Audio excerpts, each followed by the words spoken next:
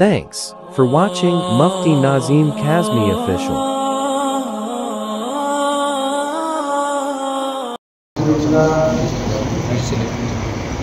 الحمد لله نحمده ونستعينه ونستغفره ونؤمن به ونتوكل عليه ونعوذ بالله من شرور انفسنا ومن سيئات اعمالنا من يهده الله فلا مضل له ومن يضلل فلا هادي له ونشهد ان سيدنا ومرشدنا ومولانا محمدا عبده ورسوله اما بعد فأعوذ بالله من الشيطان الرجيم بسم الله الرحمن الرحيم إن هذا القرآن يهدي للتي هي أقوم ويبشر المؤمنين الذين يعملون الصالحات أن لهم أجرا حسنا وقال النبي صلى الله تعالى عليه وسلم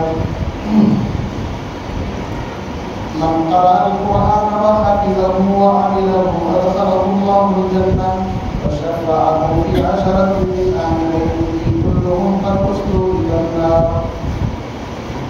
انتہائی قدر و احترام بزرگوں بھائیوں دوستوں، الحمدللہ آج آپ کی اس مسجد کے تیسرے مالے پر جو قرآن پاک شروع کیا گیا تھا انفرادی سے تراویح کے اندر، اللہ نے اپنے فضل و کرم سے آج اس قرآن پاک کو مکمل کرا ہے۔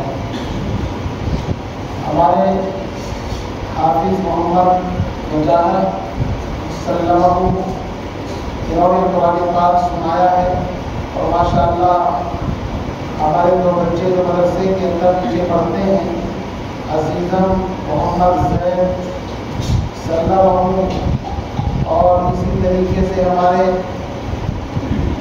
جناب دیتا جی کے صاحب زادے ہیں، ماشاءاللہ انہوں نے بھی آخر کے کچھ پارے سنے ہیں۔ اللہ تعالیٰ یہاں پر قرآن پاک پڑھا رہا ہے، اس کو اپنی پاک بارگاہ میں قبول فرمائے۔ آمین۔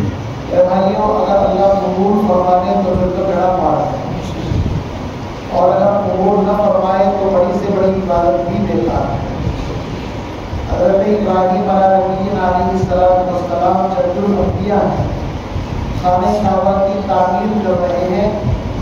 میں سمجھتا ہوں کہ خانہ کعبہ کی تعمیر کرنا آج کے دور میں بڑی سے بڑی نیکی اس کا مقابلہ نہیں کر سکتی، اس لیے کہ اللہ رب العزت کا گھر تعمیر ہوا، خانہ کعبہ پوری دنیا کے انسان اس کی طرف منہ کر کے نماز پڑھتے ہیں، اور دنیا کی ساری مسجدیں اس کی بیٹیاں ہیں، اولاد ہیں، وہ ماں کے درجے ہیں۔ کعبۃ اللہ، کتاب اللہ، رسول اللہ، یہ سب شعائر اللہ ہیں، اللہ کے شعائر۔ اور قرآن کہتا ہے وَمَن يُعَظِّمْ شَعَائِرَ اللَّهِ فَإِنَّهَا مِن تَقْوَى الْقُلُوبِ، جو اللہ کے شعائر کا احترام کرتا ہے یہ دل کے تقوی کی وجہ سے کرتا ہے۔ جس کے دل میں تقوی ہوگا، اللہ کا ڈر ہوگا، پرہیزگاری ہوگی، تو اللہ کے شاعر کا احترام کرے۔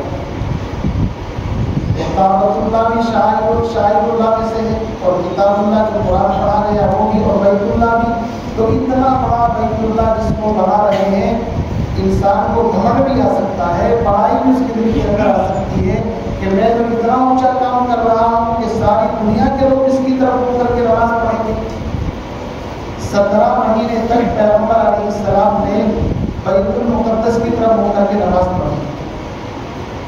17 مہینے تک آپ انتظار کرتے تھے، آسمان کی طرف وہی کے انتظار میں۔ قد نرى تقلب وجهك في السماء، محبوب ہم آپ کے بار بار آسمان کی طرف چہرہ اٹھانے کو سمجھ رہے ہیں، آپ کی منشا کیا ہے؟ آپ چاہتے تھے کہ اصل خانہ کعبہ جو ہے ابراہیم علیہ السلام کا تعمیر کرتا، اسی کی طرف اللہ کو روک دے۔ تو اللہ رب العزت نے نماز کی حالت میں فرمایا فَوَلِّ وَجْهَكَ شَطْرَ الْمَسْجِدِ الْحَرَامِ، اپنا رخ مسجد حرام کی طرف کرو۔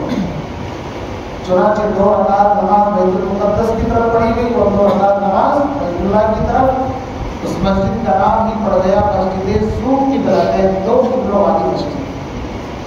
آپ اندازہ لگائیے پیغمبر علیہ السلام کے دل میں کتنی عظمت ہے، تو جس نے اس کو بنایا ہوگا ابراہیم اور اسماعیل علیہ السلام نے، ان کے دل کے اندر کیا کیا جذبات ہوں گے کہ ساری دنیا کے مسلمان اس کو اپنا مرکز سینٹر قبلہ بنائیں گے. اور اللہ کا حکم بھی یہی تھا. اتنا بڑا عمل کرنے کے بعد تکبر، بڑائی اور گھمنڈ کو دور کی بات، عاجزی، انکساری کا حال یہ ہے کہ اللہ کی بارگاہ میں جھولی پھیلا کر کے دعا مانگ رہے ہیں، ربنا تقبل منا انک انت السمیع العلیم. اس سے پتہ یہ چلتا ہے کہ کتنا بھی بڑا انسان عمل کر لے، ہر عمل کرنے کے بعد اللہ سے قبولیت کی دعا مانگنی چاہیے. قرآن پاک یہاں پر پڑھا گیا ہے، بڑی خوشی ہوئی ماشاءاللہ. اس بچے نے قرآن پاک سنایا. اللہ تعالیٰ اس بچے کی عمر دراز فرمائے، جنہوں نے سنا ان کی عمر دراز فرمائے، بہترین حافظ قرآن عالم دین بنائے. میں نے قرآن پاک کی آیت پڑھی تھی، اس کا ترجمہ کروں کیونکہ آج 3 جگہ پر قرآن پاک جو ہے مطلب ماشاءاللہ مکمل ہو رہا ہے، اور 3 جگہ پر جا کر کے مجھے تھوڑی بات معلوم رہی. قرآن پاک کہتا ہے ان هذا القرآن یہدی للتی ہی اقوم. اس قرآن میں قوموں کو ہدایت دینے کی صلاحیت ہے. زمانہ آج بھی قرآن ہی سے فیض پائے گا. پوری دنیا کے اندر اگر فیض ہے تو قرآن پاک ہے. میرے بھائیوں مسلمانوں کو چاہیے قرآن سے وابستہ ہو جائے، قرآن پاک سے چمٹ جائے. قرآن پاک سے چمٹنے والا خدا کی قسم کبھی ناکام نہیں ہو سکتا. قرآن اللہ کی کتاب، اللہ کا کلام ہے، اللہ کی رسی ہے. قرآن نے کہا واعتصموا بحبل اللہ جميعا، لوگ سب مل کر کے رسی کو پکڑ لو. اگر ڈوب رہا ہو انسان دریا کے اندر، نہر کے اندر، تالاب کے اندر، تو آپ کیا پھینکتے ہو؟ اس کے پاس رسی پھینکتے ہیں نا کہ بھائی اس کو پکڑ لو پلیز، آپ اس کو مت چھوڑنا کچھ بھی ہو. آپ ایمانداری کے ساتھ بتاؤ، طوفان آ جائے، حوادثات آ جائے، سیلاب آ جائے اور نظام کچھ بھی ہو جائے، جس بندے نے اس رسی کو مضبوطی کے ساتھ تھام لیا وہ ضرور کنارے پر آ جائے گا. یہ قرآن اللہ کا کلام ہے. آج اس دنیا کے اندر فتنے فساد قدم قدم پر پتہ نہیں کتنی تباہیاں مچی ہوئی ہیں اور لوگ پریشان ہیں. حل سمجھ میں نہیں آ رہا. حل تو موجود ہے، قرآن پاک ہمارے گھروں کے اندر ہے. اس قرآن پاک سے جڑتا ہے. یہ اللہ کی رسی ہے، اس کو تھام لو. اس کا ایک سرا اللہ نے زمین پر اتارا ہے اور دوسرا سرا لوح محفوظ کے اوپر ہے. اس سرے کو اگر مضبوطی کے ساتھ تھام لیا، قرآن کو پکڑنے کا مطلب یہ ہے قرآن کے الفاظ بھی اچھے سے پڑھے جائیں، اس کا ترجمہ بھی یاد ہو، اس کی تفسیر بھی سمجھی جائے، اس کے اندر اللہ نے فرمایا کیا ہے اس کے اندر بھی غواصی اور غوطہ زنی کی جائے، اور پوری زندگی قرآن کے مطابق انسان گزار دے تو سمجھو اس نے اللہ کی رسی کو پکڑا. اس لیے میرے بھائیوں یہ قرآن معمولی چیز نہیں. آپ نے تراویح میں سنا ہے، اللہ آپ کو سننا مبارک کرے. اب دیکھو قرآن پاک ضرور مکمل ہوا ہے لیکن تراویح ابھی 29 تاریخ تک چلے گی. نیچے ماشاءاللہ چل رہی ہے تو آپ سب اللہ کا تراویح کا اہتمام کریں، ٹھیک ہے بھائی. اور اللہ رب العزت سے یہ دعا کر رہے ہیں کہ ہم نے جو قرآن پاک پڑھا ہے اللہ ہماری زندگی کے اندر اس کو صحیح معنی میں جانسیب فرمائے. ہمیں قرآن کا حامی بنائے، قرآن کا دائی، قرآن کا عاشق شہدائی بنائے. قرآن پاک کے حافظ کا مقام یہ ہے جہاں آخری آیت ہوگی جنت میں آخری مقام ہوگا اس کا نظر. اور ماں باپ کو تو اتنا بہترین تاج پہنایا جائے گا ہم سوچ بھی نہیں سکتے، جس کی روشنی چودھری کے رات چاند کے رات سے بھی کہیں زیادہ مرتب ہوگی. تو کیا ہر والدین نہیں چاہے گا کہ ہمیں بھی ایسا تاج ملے؟ اس لیے ہم اپنی اولاد کو افضائی ارادے کریں کہ ہم یہ قرآن بنائیں، کریں گے انشاءاللہ. اللہ تعالیٰ مجھے بھی آپ کو بھی کہنے سننے زیادہ اپنی توفیق نصیب فرمائے.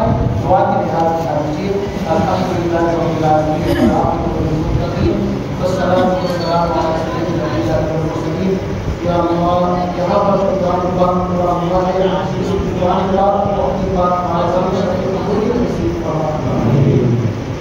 قرآن کریم جن بچوں نے قرآن پاک سنا ہے، سنایا ہے، ان کو قرآن پاک کا اور بہترین حافظ بنا، عابد بنا، دین کا داعی شہدائی بنا. قرآن کریم جن حضرات کی دلوں کے اندر یہاں پر جائز تمنائے خواہشات ہے، یا اللہ ان تمام کی جائز تمناؤں کو پورا فرما. یہ خاتون یہاں پر آئی ہے عاصم نام سے دعا کرانے کے لیے، ان کے لیے دعا کرے اللہ ان کو شفائے کاملہ عاجلہ نصیب فرمائے، صحت مستمرہ نصیب فرمائے، تمام بیماروں کو شفائے کاملہ عاجلہ نصیب فرمائے. فرمائے. اس قرآن پاک کا ثواب پورے اکرم سنت کو پہنچ کر تمام انبیاء صحابہ مجاہدین اور تابعین ائمہ محدثین اور آج تک جتنے مومنین مومنات جا چکے اور تمام کو اس قرآن پاک کا ثواب کے نام اعمال میں درج فرما. یا اللہ اس قرآن پاک کے مطابق زندگی گزارنے کی توفیق عطا فرما. پوری دنیا میں امن چین سکون کی جگہ قائم فرما. یا اللہ مسجد اقصی کی خاص طور سے حفاظت فرما. فلسطین کے مظلوموں کی مدد فرما. مولا کریم ہم تمام کے ہاتھ پر رحم فرما. یا اللہ مولا ہم سے ماننا نہیں آتا ماننے لگا اور سلیقہ عطا فرما. مولا کریم جو بیمار ہے ان کو شفا عطا فرما. جو مقروض ہے قرضوں سے نجات عطا فرما.